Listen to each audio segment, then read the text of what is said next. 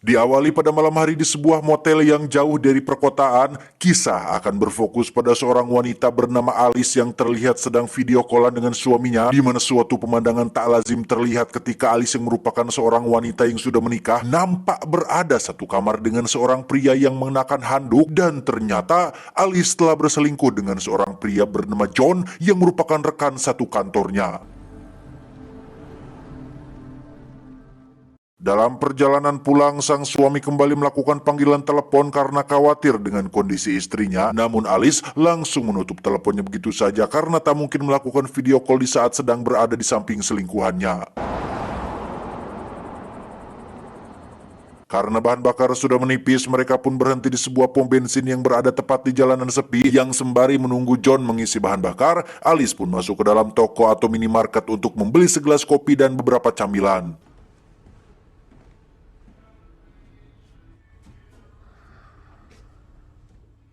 Saat itulah John melihat papan reklame yang bertuliskan God is nowhere, yang artinya Tuhan tidak ada dimanapun, di mana John merasa cukup lega karena jika kata-kata yang ada di papan reklame itu benar, maka perselingkuhannya dengan istri orang lain tidak akan diketahui bahkan oleh Tuhan sekalipun.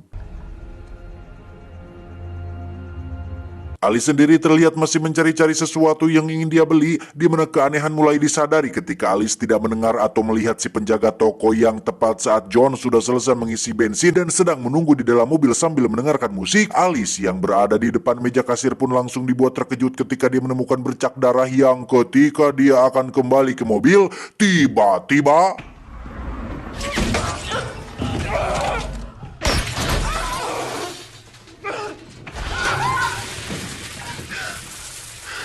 ya, lengan Alice pun terluka oleh sebuah tembakan yang berasal dari arah papan reklame yang itu terlihat dari lubang peluru di pintu keluar, di mana saat Alice akan mengambil ponselnya yang terlempar, orang misterius alias sniper misterius itu pun kembali melepaskan tembakan yang membuat ponselnya hancur berantakan.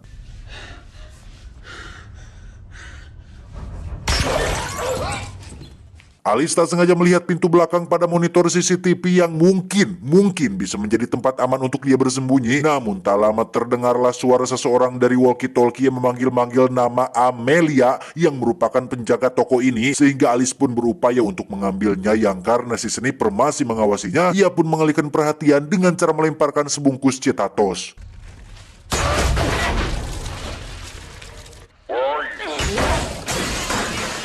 John sendiri dikejutkan dengan bahan bakarnya yang tiba-tiba sudah habis lagi, yang ketika diperiksa ternyata tangkinya bocor, entah disebabkan oleh apa. John yang menyadari Alice tak kunjung kembali pun memutuskan untuk masuk ke dalam toko. Yang baru saja melangkahkan kakinya di sana, si sniper langsung menembak si John hingga dia tewas saat itu juga. Alice? John? What's going on?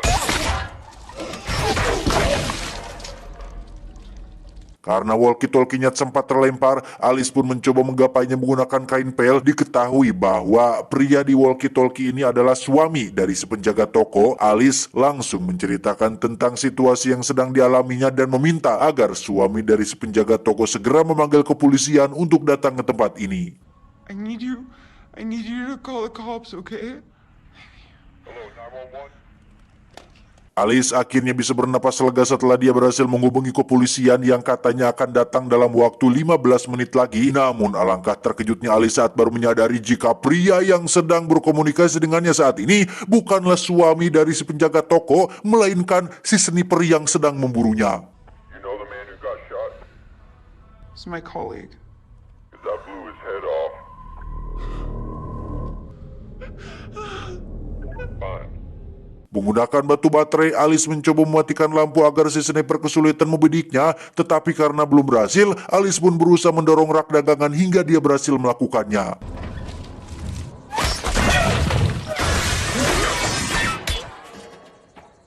Ternyata Amelia alias penjaga toko sudah tewas tepat di bawah meja kasirnya, yang tanpa memperdulikan jasad tersebut, Alice berusaha mencari alat komunikasi untuk bisa menghubungi pihak berwajib, tetapi semuanya sudah disabotase, yang berarti Alice benar-benar sendirian di pom bensin sepi ini.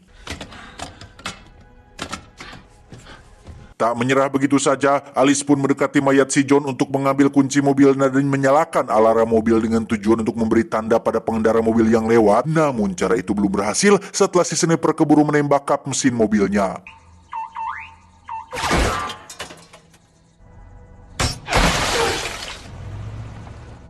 We seem to be stuck, you and me. Entah siapa sniper misterius ini, apakah orang random yang sedang iseng, atau apakah psikopat yang sedang mencari kepuasan, ataukah orang suruhan suaminya yang diutus untuk memberi pelajaran kepada dia dan selingkuhannya. Entahlah, Alice hanya fokus untuk mencari cara supaya bisa keluar dari situasi ini, dan yang pertama kali dia harus lakukan adalah mengobati lengannya yang tertembus peluru menggunakan beberapa barang yang tersedia lengkap di toko tersebut.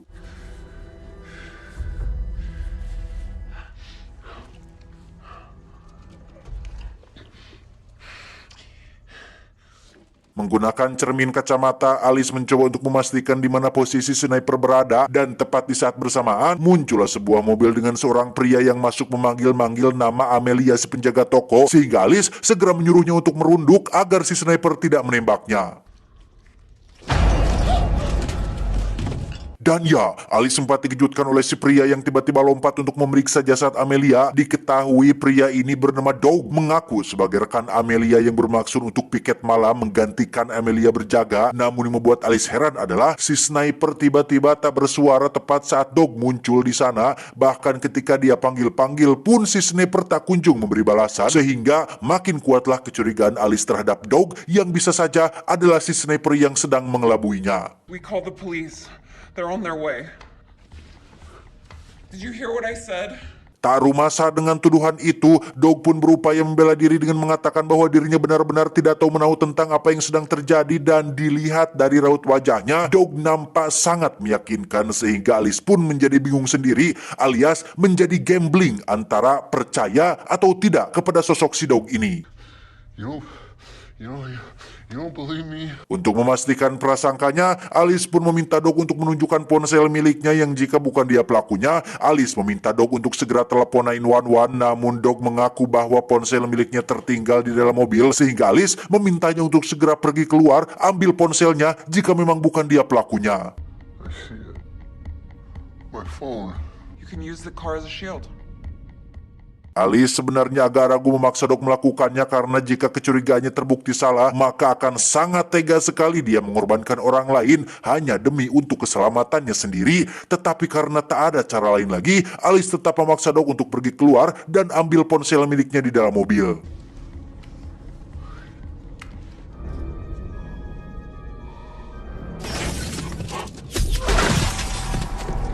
You know the difference between you and that guy?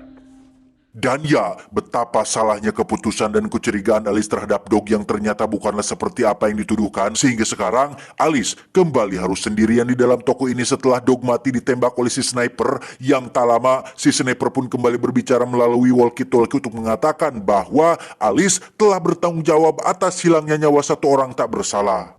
The repercussions of our actions.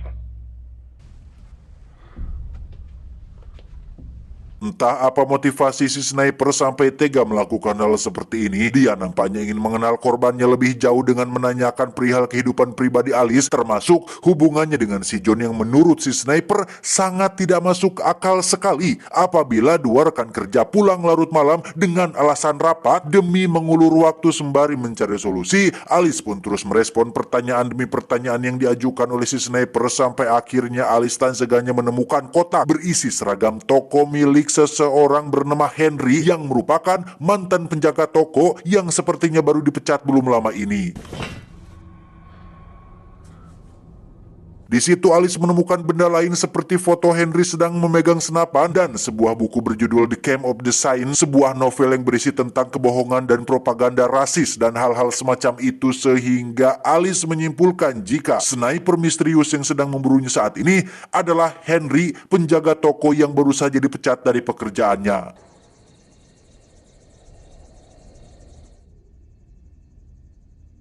Alice tak sengaja melihat ke arah rak yang menyimpan banyak payung, sehingga dia terfikir untuk membuat si sniper terkecoh dengan cara membuka semua payung tersebut agar dirinya bisa bergerak lebih leluasa.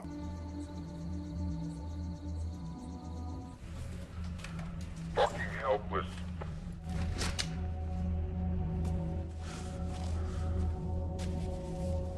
And you're not here.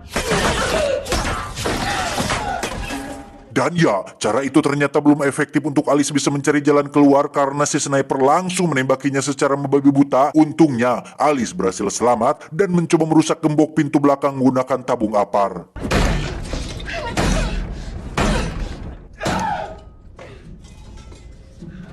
Masih belum berhasil juga, Alice yang tak ingin frustasi pun berusaha untuk tetap tenang dengan cara si banget menggunakan air botol. Yang tak lama muncullah seorang pengendara mobil yang berhenti di pom bensin, di mana si sniper sengaja melepaskannya setelah melihat bahwa si pengendara tak punya cukup uang untuk membeli bensin di pom tersebut. What the hell? Get out of here. Menyadari si sniper tidak membunuh pengendara barusan, Alice pun beranggapan jika si sniper ternyata masih punya hati nurani dengan tidak membunuh seseorang yang tidak punya uang, sehingga Alice pun mencoba untuk membuat si sniper menjadi simpati terhadapnya dengan menceritakan bahwa alasan dia berselingkuh dengan si John adalah karena dirinya didiagnosa mengalami kemandulan alias tidak bisa hamil, yang karena menganggap dirinya adalah orang yang menderita, Alice pun sengaja melakukan perselingkuhan dengan si John sebagai bentuk pelampiasan atas kondisi yang dideritanya. I'm having an affair because I'm in pain. Tak lama muncullah mobil polisi yang sedang melakukan patroli, di mana Alice mencoba berteriak minta tolong tapi belum berhasil. Sisi baiknya, berkat mobil polisi barusan, si sniper pun menjadi lengah terhadap Alice yang sudah berada di luar toko. Yang di situ Alice berusaha untuk masuk ke dalam mobilnya dengan maksud untuk kabur dari tempat tersebut.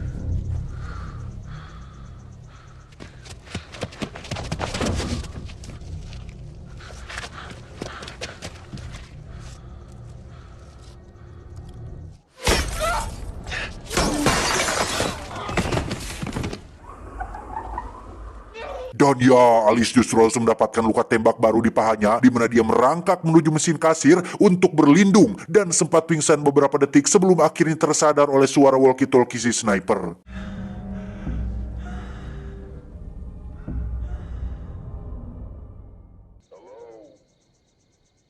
Are you still with me, Alice? It's becoming unbearable, isn't it? Di bawah meja kasir, Alice berhasil mendapatkan kotak P3K untuk mengobati lukanya dan juga tak sengaja menemukan mata pisau yang memiliki gerigi yang langsung ia gunakan untuk memotong kunci gembok pintu belakang.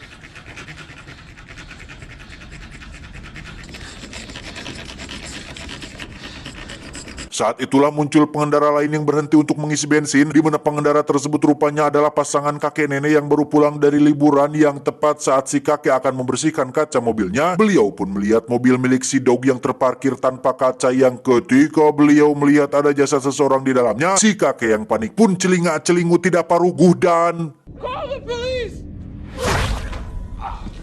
Si nenek pun turun dari mobil untuk memeriksa suaminya dan persis seperti si kakek, beliau ini malah celinga-celingu memeriksa dari mana asal tembakannya, yang pada akhirnya pasangan lansia ini pun tewas dalam sekejap.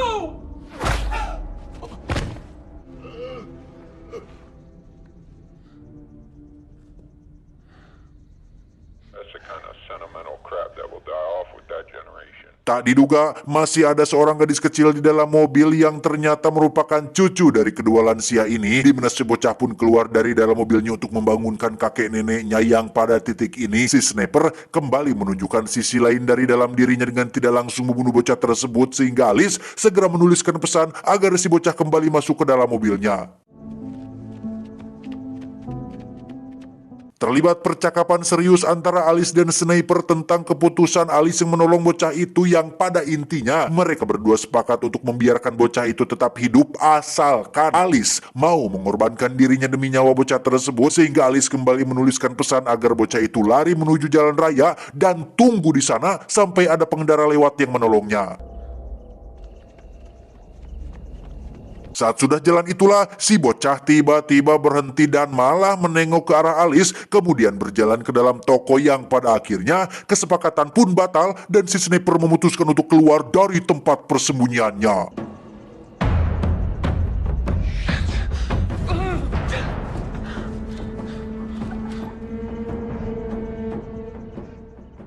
Sadar jika si sniper akan mendatanginya, Alice pun bergegas memotong kunci gembok yang berkat kekuatan kepepet. Alice berhasil melakukannya, namun saat sudah sampai di dalam, tak ada jalan keluar lain, sehingga dia si bocah harus terjebak di dalam ruangan ini.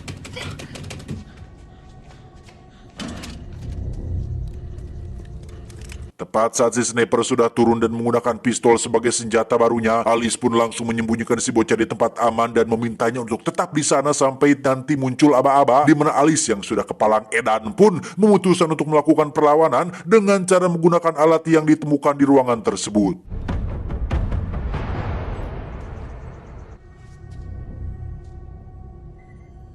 Tak lama, si sniper pun berhasil masuk ke dalam toko dan mulai bersikap seperti seorang psikopat yang memanggil-manggil nama korbannya supaya terpancing untuk keluar. Padahal, cara ini adalah sebuah cara yang sangat bodoh dan konyol karena apabila seorang penjahat memang beringin atau berniat ingin menghabisi korbannya, harusnya tidak perlulah teriak-teriak memancing korban. Justru hal itu bisa digunakan oleh si korban untuk bersembunyi dan mengambil ancang-ancang untuk menyerang balik. Yang baru saja dijelaskan, si sniper langsung kesakitan saat Alice menyerangnya dari belakang.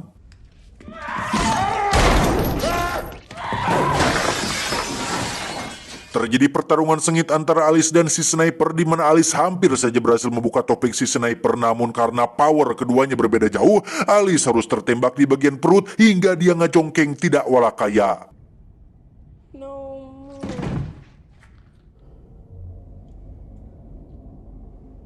Pada akhirnya, si sniper pun berhasil menang melawan Alice si tukang selingkuh. Lantas ia pun membuka rolling door menggunakan kunci yang dibawanya dan si bocah sendiri akhirnya ketahuan. Sehingga si sniper pun perlahan mendekatinya sambil akan menunjukkan wajah aslinya. Tapi tiba-tiba...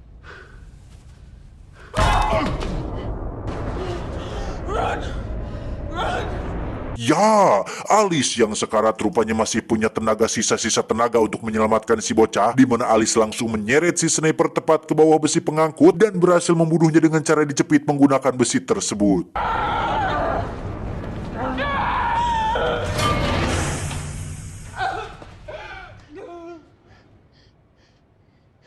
Tepat saat matahari terbit, Alice akhirnya maut tepat di samping jasad si sniper, sedangkan si bocah kecil sendiri menjadi satu-satunya karakter yang selamat selain kameramen, dan pada akhirnya pelaku perselingkuhan pun mendapat balasan atas perbuatan zolim yang ia lakukan.